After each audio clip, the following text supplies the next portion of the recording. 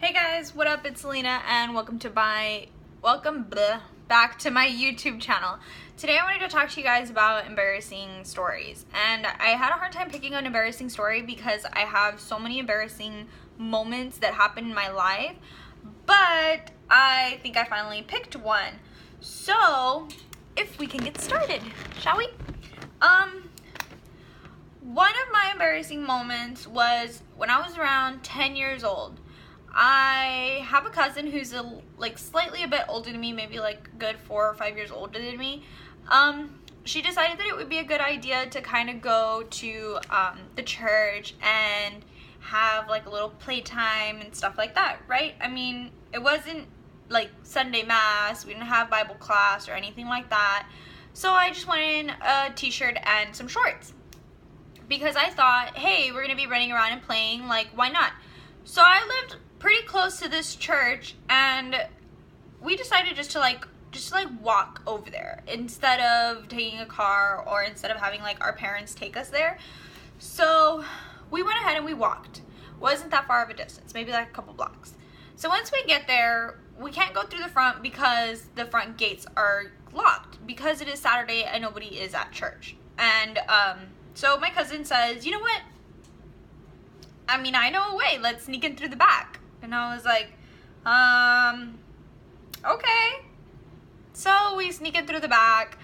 And then I realized that the grass is really tall. I mean, it's not tall, but it's about like a little bit higher than my ankles. And I'm still a little kid here. So can you just imagine how tall the grass really was?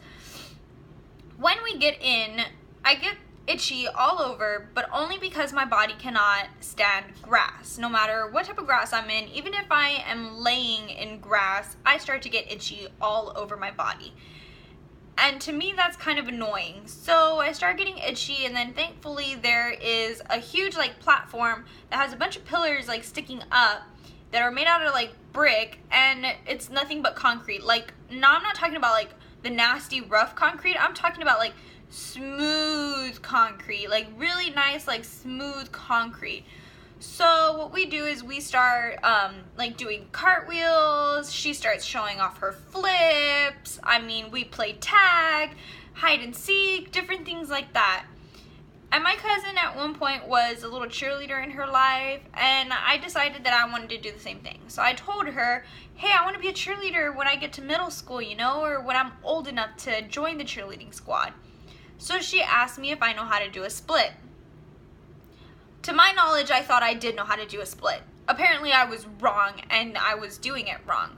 So she showed me her split, and of course, like, it was perfect, because, I mean, she had that experience. And then all of a sudden, I tried to do mine, and she's like, no, Selena, that's not the right way to do it.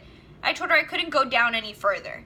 So she told me that the reason I couldn't go down any further was because I had to, like when you do your split, you have like the center of your legs, and there's like that little kind of like stretch thing there. She said that that my like bones in between my legs were not popped, and she had to pop them for me.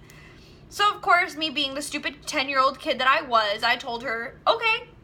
Of course I was afraid that would have broken my like legs, and I might have not been able to walk, but obviously I was a little kid and I didn't know anything at the time. So I told her, okay. So she pins my back up against the wall, and I have to sit with my legs opened like this. Her legs are literally like pushing on my legs, pushing them more and more and more open while she's scooting like closer and closer towards me. It starts to hurt after a point, and I tell her to stop. I couldn't stop laughing. I am laughing so hard, like, ha ha ha, stop, ha ha ha, it hurts, ha ha ha, stop. And she won't stop. So she keeps going, and it hurts, and she's saying that is normal. Honestly, I don't really think that that's supposed to be normal. I don't think that that's the way you're supposed to get your legs to do a split. But anyways, I continue to go. I continue to laugh harder and harder, and it starts to hurt even more and more. And all of a sudden, I realized I had to go to the bathroom. I told her to stop because I had to pee, and she wouldn't stop. So then Another thing that had happened was she kept pushing and pushing and pushing to the point where I couldn't hold it anymore. This is the embarrassing part. I peed all over my shorts and my underwear and the floor. Huge puddle, not even something small. It was a big puddle, like I was holding it for a while. And then, because I couldn't sustain the pain anymore and I had to release, I released my urine. I mean, after this had happened, we tried to get to a bathroom where I can change or dry them at least until I got home. And I couldn't even do that. The bathrooms were locked and I was not going to climb in through a window that's like about this big. I mean, I don't think so. Who fits through there? An infant? I know I won't. So she tells me, it's okay, nobody's gonna notice, we'll just walk home. Bitch, please. I am not gonna walk home covered in urine. Anyways, she makes me walk home, and this was like the worst walk of shame ever. To get to my house, you have to pass a huge main road where there is nothing but traffic and cars.